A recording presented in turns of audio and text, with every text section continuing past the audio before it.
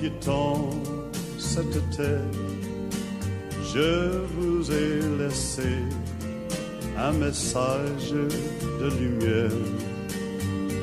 Qu'en avez-vous d'en fait? Nul n'est prophète chez soi. Frères et sœurs, nous connaissons tous cette expression de la langue populaire qui signifie que, d'habitude, on a moins de succès dans son lieu d'origine qu'ailleurs, que c'est parmi les siens qu'on a le moins de chances d'être cru et écouté. Eh bien, cette expression vient de l'évangile de ce 14e dimanche du temps ordinaire que nous venons d'entendre. Lorsque Jésus arrive chez lui à Nazareth et commence à prêcher dans la synagogue le jour du sabbat, ses compatriotes sont étonnés et ne comprennent pas. Alors ils posent des questions. D'où cela lui vient-il? Quelle est cette sagesse qui lui a été donnée et ces grands miracles qui se réalisent par ses mains? Pourtant, lui, on le connaît. C'est le fils du charpentier. Ses sœurs et frères sont ici. Jésus constitue donc une pierre d'achoppement pour ses auditeurs, pour ses compatriotes. C'est-à-dire qu'ils butent sur lui et sont partagés entre la connaissance qu'ils croient avoir de lui et la sagesse et les miracles qu'il faisait. Et cette attitude ferme leur cœur à sa parole. Ils sont aveuglés par leurs préjugés et refusent de reconnaître Jésus selon l'Esprit, comme un envoyé de Dieu, car la connaissance qu'ils ont de lui selon la chair lui faisait écran. C'est alors que Jésus leur adresse cette phrase: « Un prophète n'est méprisé que dans son pays, sa parenté et sa maison. » Frères et sœurs, Jésus connaît donc l'échec dans son propre village. Ses compatriotes, ayant entendu parler des miracles qu'il avait faits à Capharnaüm et ailleurs, ont eu en eux plusieurs sentiments mêlés: l'étonnement, l'envie et même la jalousie. Leur étonnement, il est causé par la sagesse des discours de Jésus, alors qu'il n'a pas reçu l'instruction des rabbins. Leur envie, elle est provoquée par les miracles qui sont donnés à un homme de si humble condition. Et leur jalousie, enfin, est causée par le fait qu'ils n'ont pas été les premiers bénéficiaires des miracles, alors que Jésus est leur parent. Il vient de chez eux. En fait, cet échec de Jésus, frères et sœurs, est la condition de tous les prophètes. À un moment ou à un autre de leur vie, ces prophètes sont en butte à la contradiction, à l'incroyance, voire à la haine. Nous pouvons prendre quelques exemples. Moïse. Combien de fois le peuple d'Israël n'a-t-il pas récriminé contre lui dans le désert? Nous pouvons prendre l'exemple d'Ézéchiel. Dans la première lecture que nous avons entendue, Dieu l'envoie vers Israël et l'avertit déjà, je cite, qu'ils écoutent ou qu'ils n'écoutent pas, c'est une engeance de rebelles. Ils sauront qu'il y a un prophète au milieu d'eux. Fin de citation. Jérémie, il se confie au Seigneur lorsque le peuple complote et fait des manœuvres derrière son dos pour le supprimer. Jérémie 11, 18 à 19.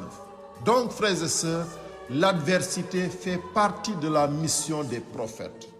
Et Jésus s'inscrit dans la droite ligne de ces prophètes lorsqu'il connaît cet échec momentané de sa mission. Et ce n'est d'ailleurs pas la première fois.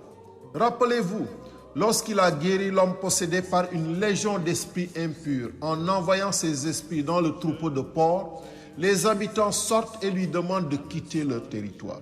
Marc 5, 1 à 17. Et c'est pourquoi d'ailleurs, Jésus, connaissant l'échec déjà, prépare ses disciples à pareil échec lorsqu'il les envoie en mission. Il leur dit: si l'on ne vous accueille pas et si l'on n'écoute pas vos paroles, sortez de cette maison ou de cette ville et secouez la poussière de vos pieds. Matthieu 10, 14. Puis, avant de monter au ciel, Jésus déclare à ses disciples: allez dans le monde entier, proclamez l'évangile à toute la création. Celui qui croira et sera baptisé sera sauvé, mais celui qui refusera de croire sera condamné. Donc il y en aura qui refuseront de croire. Marc 16, 15 à 16. Et les disciples, au cours de leur mission, ont expérimenté ces impairs, ces échecs de la mission.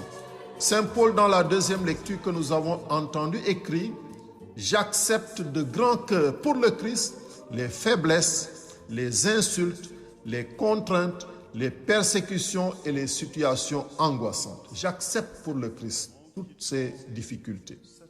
C'est, frères et sœurs, tout le mystère de la liberté de l'homme face à la proposition de Dieu, la proposition d'amour de Dieu.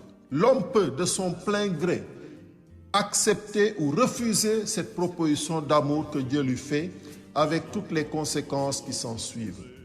Quelles leçons pour nous aujourd'hui? 2 leçons. La première est que souvent, nous ressemblons nous aussi à ces compatriotes de Jésus. Nous sommes aveuglés par nos préjugés sur Dieu, sur Jésus et sur les autres. Et cela nous empêche souvent de faire le saut de la foi ou d'avoir un regard positif sur les personnes ou sur les événements. Parfois, nous semblons tellement connaître Jésus. Parfois, nous sommes tellement habitués à lui que sa parole n'a plus de prise sur nous. Et alors, notre cœur se ferme à lui. C'est la sclérose de la foi ou l'acédie. C'est très dangereux, frères et sœurs. Par rapport aux autres, nous avons des idées tellement arrêtées sur eux que nous ne voyons même plus les efforts de conversion et de changement qu'ils font. Nous les avons mis dans des cases ou dans des cages. Et pour de bon, il n'y a plus rien à faire. Dans ce cas, frères et sœurs, nous avons besoin de l'Esprit Saint. Cet esprit nous dérange, nous met en mouvement, nous désinstalle et nous remet en cause. Avec l'Esprit, jamais de repos. Écoutons l'Esprit Saint. Deuxième leçon.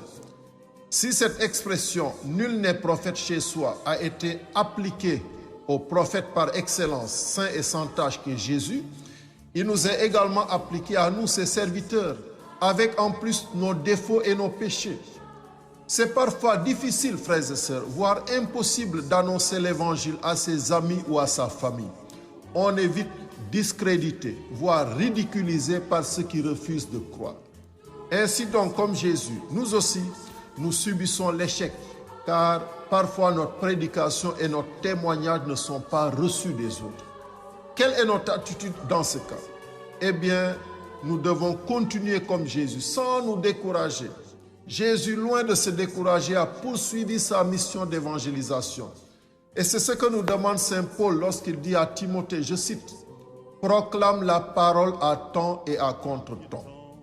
Dénonce le mal, fais des reproches, encourage, toujours avec patience et souci d'instruire. Un temps viendra où les gens ne supporteront plus l'enseignement de la saine doctrine. Mais au gré de leurs caprices, ils iront se chercher une foule de maîtres pour calmer leur démangeaison d'entendre du nouveau. Ils refuseront d'entendre la vérité pour se tourner vers des récits mythologiques. Mais toi, en toute chose, garde la mesure, supporte la souffrance, fais ton travail d'évangélisateur, accomplis jusqu'au bout ton ministère. » Fin de citation, 2 Timothée 4, 2 à 5. C'est comme si Saint Paul vivait à notre époque. En même temps que cette abnégation, frères et sœurs, nous devons prier. Prier pour avoir la force et le courage de continuer. Prier pour être cohérent et prier pour que l'Esprit Saint nous devance et nous accompagne. Que cet Esprit Saint nous aide à dépasser nos faiblesses et nos échecs et à annoncer avec courage la parole du Christ. Au nom du Père et du Fils et du Saint-Esprit. Amen. En quittant cette terre, je vous avais dit, aimez-vous comme des frères. M'avez-vous obéi?